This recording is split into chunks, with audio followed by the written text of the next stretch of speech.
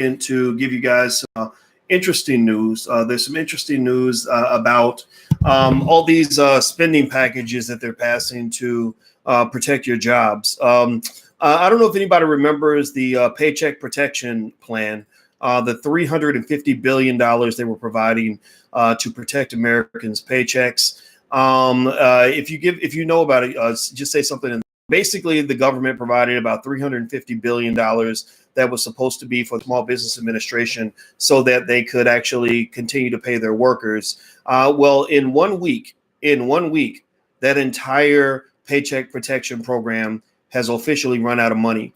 According to bizjournals.com, on the SBA's website, it states that, quote, the SBA is currently unable to accept new applications for the Paycheck Protection Program based on available appropriations funding. Similarly, we are unable to enroll new Paycheck Protection Program lenders at this time.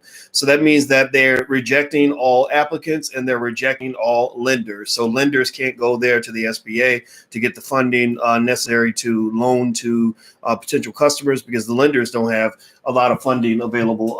A lot of banks are actually really tightening up their requirements for getting loans. And also they don't have any money to loan themselves. So the loan program, which offers forgivable loans to small businesses as long as most of the money goes to payroll costs, was first authorized as $2 trillion CARES Act, passed by Congress and signed into law March 27th by President Donald Trump. It's been a critical part of how small businesses hope to survive pandemic and social distancing measures to counteract its spread. Politicians, experts, and bankers had been warning the program would run out by the end of the week or sooner without appropriated funding, but Congress has been locked in a stalemate over a possible $250 billion extension, with congressional Democrats pushing for additional funding for hospitals and state and local governments. Lawmakers have been on recess themselves as part of an effort to avoid further spread of the virus through large groups.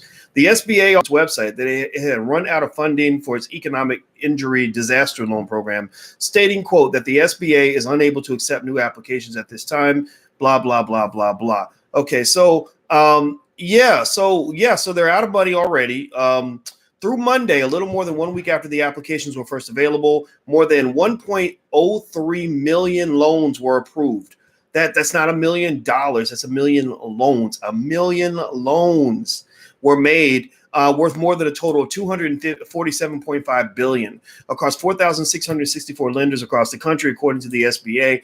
The states with the most authorized PPP loans at that point included Texas with $21.7 billion and 434 loans. Nationally, through Monday, about 70% of approved loans were for $150,000 or less, and about 15% were for $150,000 to $350,000, according to a more detailed breakdown of SBA data. So basically, what you're looking at now is, when we had the corona thing, everybody started getting scared, and I told you that the real virus, the real pandemic, is the pandemic of fear. Now you really have something to be afraid of. I can't guarantee that. I can virtually guarantee that 99.9% of you will never catch the virus. Probably 100% of you will never die from it. What I cannot guarantee is that you'll be economically secure. What I can guarantee is that the majority of you are going to feel some kind of economic pain, some kind of job loss. Your businesses will probably sink. In fact, give me a yes or no. Let's look at the economic virus. When I was in graduate school and when I was working on my doctorate, I worked under a guy named Andrew Caroli. And Professor Caroli is now a distinguished professor at Princeton University, professor of economics. And one of his areas of expertise is what they call economic contagion, meaning economic viruses, economic pandemics, how economic problems can be contagious from person to person, state to state, country to country, region to region. And so what you're definitely seeing for sure is you're seeing a global economic pandemic where the size of the global economy is expected to shrink next year. You're going to see a lot of starvation in smaller third world countries. Here in the United States, maybe food prices go up, maybe food's not available, in certain areas. But for the most part, everybody gets to eat. In third world countries, people starve to death and they die. So when things get hard for us, things get really hard for people in other countries. So what I will just say to you is, at this point, I'm not a fan of not moving forward and getting people back to work. I think that I'm going to tell you like this. Maybe in urban areas where everybody's, clumped together, maybe there has to be a different plan. But in Illinois right now, where I live, people got really mad at the governor because the governor was talking about keeping the state shut down, all business shut down until the end of May. And people were basically like, okay, who are you going to pay for that? Who's going to pay for our bills? How are we going to sit in the house till the end of May and we can't go out and make a living? In my community, in the little town I live in one of those little suburban towns, there's not one. The mayor gets on and does a live stream because everybody's scared to death. And he's like, there have been no new coronavirus cases in our whole town, right, for the entire week. And there were only like 5 before that. And everybody was fine. Nobody died, not one single death.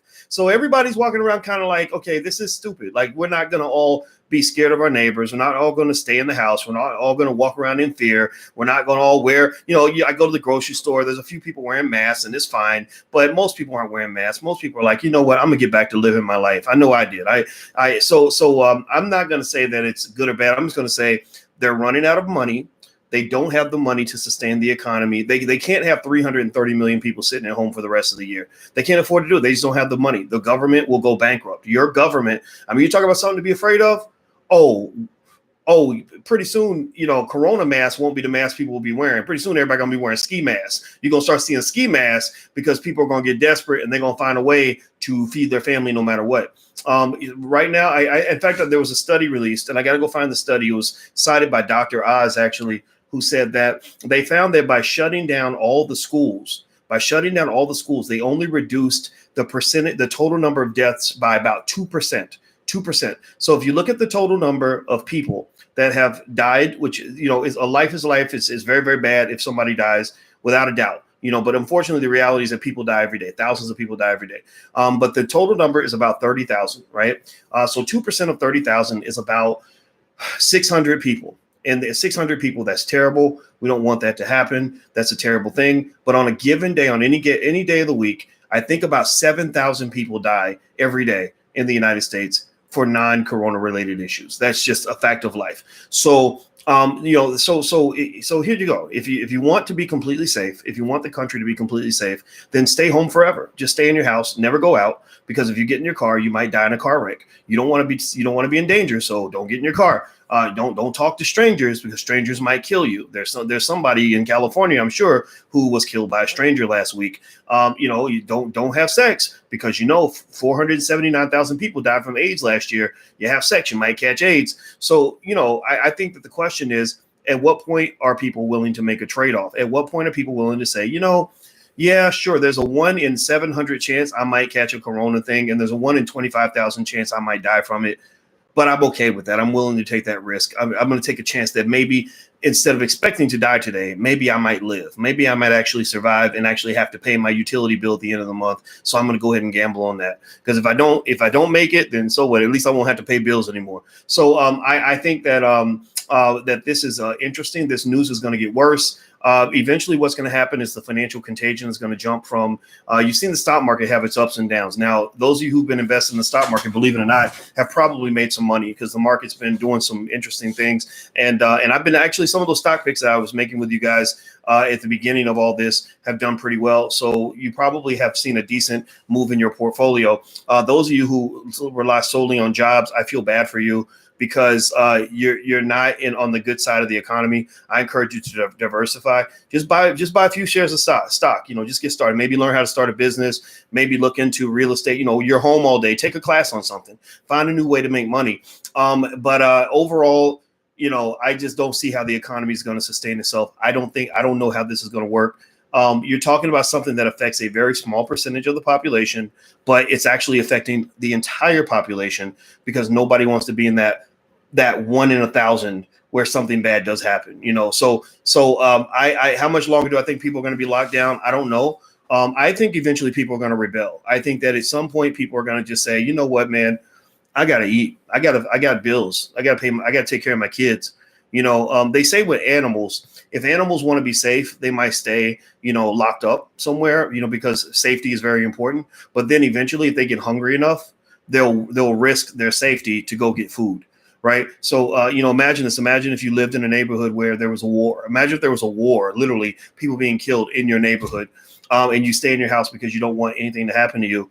Well, eventually, when you run out of food and your babies are starving and you have no way to survive, in terms of, what you have in the refrigerator, you're going to say, you know what, let me just get a gun and I'm gonna go out here and I'm gonna go hunt for some food.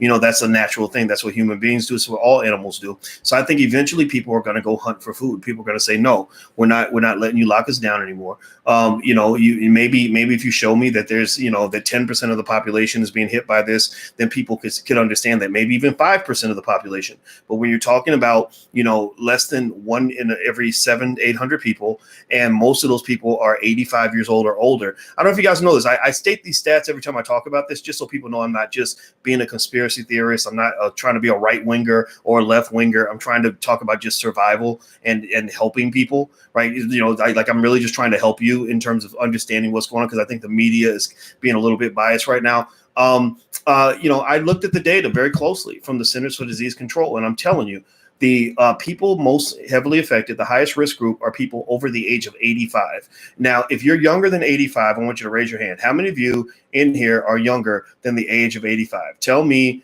how many of you are younger than the age of 85? How do you rock with Farrakhan when he killed Malcolm? Man, I don't even know nothing about that. I wasn't there. And so I love Farrakhan. I love Malcolm. That's the way it's going to be. So y'all don't like that. You can definitely walk up out of here. So do me a favor. How many of you are younger than the age of 85? Say me. Okay. So that means that you're probably pretty safe. If you're 75, you're still very, very safe, but you're not as safe as if you're, 35 or 40 or 25.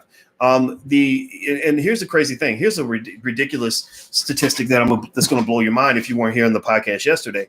Let's say you give me 10 85-year-olds, and let's say that every one of those 10 85-year-olds are one in 700 people who catches the virus. So let's say that all 10 of them have the virus. How many of those 10 do you think are going to die? Give me a number. How many out of that 10 85-year-olds who are in the highest risk category? I mean, literally, the virus is known for taking out the really, really older people. How many of those 10 on average are going to die based on the statistics? Between 1 and 3. 3 on a really bad day, 1 on a really good day. So probably 2. 2.7 to be precise. 10. The range of the death rate for 85-year-olds who have the virus, who are unlucky enough to catch the virus. The virus is hard to catch. I mean, meaning if you're near somebody who has it, it's easy to catch. But the problem is finding somebody who has it, because there aren't that many people who have it. It's the numbers relative to the country. Again, I think if you have 650,000 cases, remember, we have 330 million people in the country. So 1% of 330 million is 3.3 million. So that's still 5 times greater than the number of cases, right? So if you take 1% of the country, chop it into 5 pieces, then you have the caseload. 80% of those cases in that small group of people, relatively speaking, 80% of them are fine. There's that 20% that have to go to the hospital, and there's that 1% or whatever or 2% that die, right? So if you're under the age of 50, your odds of dying from it, even if you have it, even if you're unlucky enough to get it, your odds of dying are less than 1%. Get mad at me for laying the stats out if you want to, but go look it up. Go look it up at the Centers for Disease Control website. So I am utterly fascinated. I mean, just completely flabbergasted, blown away that the media has been able to take something that is, to this point, has been relatively low impact and blow it into something that big. It's mind-boggling. I've never seen anything like this before. So, but what is real is the economic damage. What is real is that a lot of you are probably going to lose your job. If you have a business, your business is probably going to be impacted. Banks are not going to loan money. I know that when we go talk to our bank now, they're having different conversations than what we were having 3 months ago. I know that eventually you're going to see financial contagion of the economic virus. And the economic virus is going to spread from the stock market and the job market, because now 22 million people have lost their jobs. So it's going to go from 22 million jobless claims have been filed. So you're going to go from the job market and the stock market. Eventually, you're going to hit the real estate market, and eventually you're going to hit the banks. When you hit the producers, the consumers, and the banks, you have pretty much infected the entire economy with an economic version of HIV. Like our economy is going to be sick. It's going to be dying. And somehow somebody magically came up with the bright idea to believe that we can actually afford to fund, trillions and trillions of dollars of having the entire country stay home. That ain't going to work. America ain't built like that. You've got the resources now. You've got billionaires that should be contributing more to the government, but that was all taken away in the Reagan era. The Reagan era, the conservatives went out of their way to gut the government. When they started getting into this whole like small government rhetoric and all sorts of stuff, they gutted the government and they gutted the tax base. So the government has been deep in debt ever since. When Obama pulled us out of the 07, 08 economic downturn, that put us another trillion or so down into our deficit space. So our government, the government debt was about maybe 20 trillion before Trump came along, and it's going to grow by another 2 or 3 trillion because of this downturn. And eventually, you're just going to start seeing some real economic problems that come from that. So at the very least, we've got a version of what I would almost call we're at risk of what I might call economic pneumonia. We got the economic version of the coronavirus big time. So you got economic pneumonia setting in. You could have economic AIDS that could eventually undermine the U.S. government's economic system for good. So I am not a fan of it at all. I don't know. I'm not a conspiracy theorist, but I do believe there are conspiracies. Did somebody do this on purpose as a social experiment? Maybe, I don't know. Are they trying to push the vaccination agenda? I don't know. I'm not a scientist. I'm not going to jump into that speculation. Am I going to take a vaccine? No, I'm not. And then the reason is because I don't believe that the odds of catching it are high enough to worry. Now, if it were Ebola that was everywhere, if Ebola were out there like that and they had an Ebola vaccine, I'd be first in line. But Corona doesn't do it for me. What about the mass graves in New York? I'm really trying to fascinate. That's a good question, Jersey J. I'm trying to understand if you already had how many New York? I think 7 New Yorkers an hour just die on a regular day, right? So every day you already have a couple hundred people that die.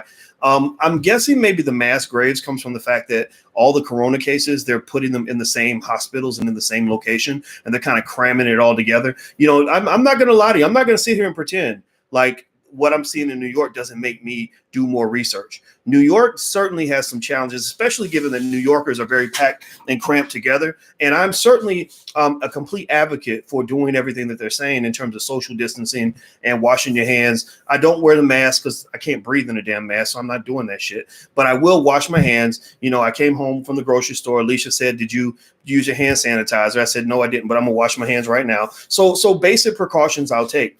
But with New York, I think your big problem is that maybe Cuomo and his people. If you go back, you remember, Andrew Cuomo is being presented as this hero, as this guy who's exhibiting this extraordinary leadership in the time of crisis. But if you go back and you listen to some of his quotes at the beginning of the outbreak, he was one of those people that was actually encouraging people to get together in large groups, if I'm not mistaken. I could have sworn his health, somebody tell me yes or no if you saw this.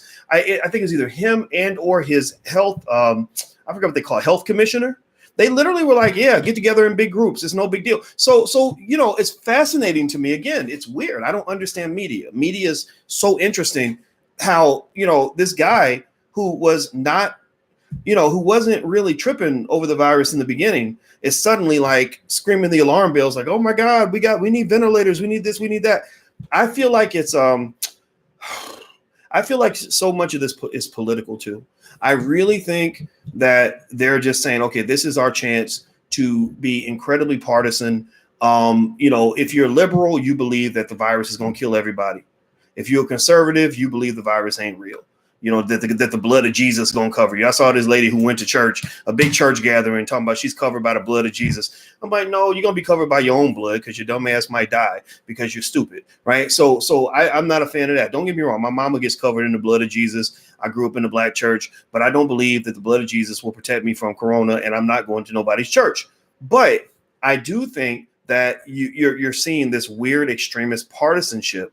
And the people that I like to talk to are the people that just have common sense, who can say, no, I'm not going all the way over there. You're too far to the right and you're too far to the left. Let's sit somewhere in the middle where we say, yeah, there's this virus out here. Wash your hands.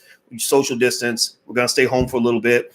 Make sure it's okay. Make sure it doesn't grow, because exponential growth is real, right? You could see, maybe the first 28,000 is the beginning for us to get to 28 million, right? So you have to be thoughtful. You have to be cautious, but there's no indication whatsoever. There has been zero evidence whatsoever to argue that somehow this virus is going to take over the whole country and everybody's going to just start dying.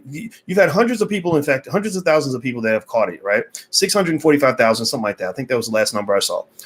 If 200,000 of that 645,000 were dead, then that would be different, right? If a lot of them were of all different ages, young people, older people, etc., that'd be different. But what you're doing is you can isolate it. The key with a virus, it seems to me, again, I'm not an epidemiologist, but I've talked to some doctors about this, is that you want to isolate it. You want to know where it's at. Because viruses are out there. There's so many viruses. Like they say, that nuclear war isn't what's going to kill us. It's going to be a virus, because viruses are everywhere. You got viruses probably in your body, in your house right now, bacteria, all kinds of stuff, right? You're never alone. You're surrounded by trillions of little bacteria and viruses that are all doing all kinds of shit in your body and inside your house. So you're never by yourself. So never get lonely, because you're never by yourself. You're never alone. But to me, it seems that isolation is one of the keys, right? You just need to know where it's at. How do we isolate this thing? How do we separate it so we can get back to the business of life? So, with this virus, it's pretty easy to isolate.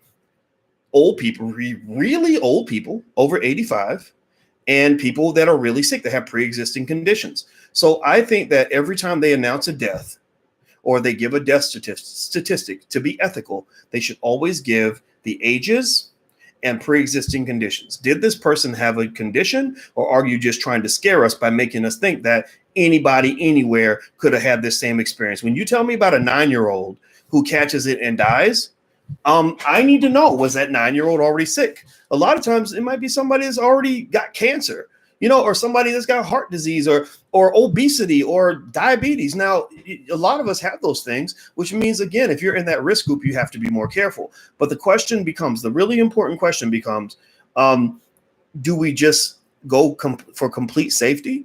In which case we just say, everybody stay in your house until we have 0 deaths anywhere, until we could have a day in America where not one single person dies anywhere. Because human life is infinitely valuable, right? Nobody wants to be the insensitive bastard who says, yeah, well, screw that one person's death. Who cares? No. Let's say, is that what you're saying? That we're supposed to wait in our house until we get to a day where not one single person anywhere dies at all? If you're waiting for that day, then you should probably just go stay in your house forever. Now, you're not going to be able to pay your bills. Your children are going to starve, but that's okay. You can feed them with the blood of Jesus, or you can, whatever. Maybe the homeless shelter will have some extra food, and you're going to get evicted. And so when you are evicted from your house and you and your children are out on the street, find you a little tent. Tents don't cost a lot, and you can buy it. It's yours. You don't have to pay a mortgage on a tent, and y'all stay in your little tent forever. And then nothing will happen to you. Nothing bad can ever happen to you because you never, ever left the house. Is that what you want? I think it's stupid. I think it's crazy. So no. So bottom line, point blank, the reason I came in to talk to you guys was to tell you about the fact that first leg of government funding, that Paycheck Protection Plan, is gone. The government may come back with more money. Maybe they won't. They like to fight more than they like to actually get things done. But your paychecks are not protected. Your paychecks are not. That whole paycheck protection bullshit, that's nothing's really protected. If they keep people in the house another month, the economic damage and devastation is going to be so monumental that we won't overcome it for the next 5 to 10 years. So that's the good news for today. All right, guys, I'm out of here. Have a good day. Hit the thumbs up button before you go. Please share, subscribe, all that good stuff. And if you're on Instagram, I want to say what's up. My Instagram is The Real Boyce Watkins. You can follow me on Instagram as well. You can follow the Black Financial Channel on Instagram. And don't forget, we have Black Movie Night to support Black filmmakers, and we're building a Black Hollywood. So that's on the 23rd. You can go to blackmovienight.net. That's blackmovienight.net. And last but not least, if you want to learn to buy your first share of stock, My dream, Dr. King had a dream about little white girls and little black boys holding hands. I don't have that dream. I don't care about that because I don't want to hold hands with a white girl. But my dream is that I can one day do a survey on my platform and find out that 80 to 90% of the people that follow me are stock market participants, are investing in the stock market for their children. That's a millionaire move because 90% of all millionaires invest in the stock market. So the first step toward becoming millionaires or becoming financially secure is to behave like a millionaire. So everybody go to firstshareofstock.com. There's a free training where you can learn how to buy your first share of stock. That's firstshareofstock.com. Where can you get the shirt? You can get the shirt at wokeblacktees.com. Go to wokeblacktees.com. So take care, guys. I'm sorry if I sound a little bit harsh. I promise you I care. I'm saying this because I care about people, not because I don't. So just make sure that's 100% clear. I'm not saying all this to be a bastard. I'm saying this to be honest with you. So this might be a little bit of tough love, but I think at the end of the day, we've got to find a way to get back to living, or, because I don't think this is going to work. So anyway, take care, guys. I'm out of here. Have a good day. And is there a group for mentorship with the stock thing? I do have a stock market program. You can go to theblackstockmarketprogram.com, THE. That's theblackstockmarketprogram.com. The first month is $1. So you can do your first month for $1 and then leave, or you can stay. It's up to you. So that's theblackstockmarketprogram.com. So I'm out of here, guys. Have a good day. I'll see you soon. Peace.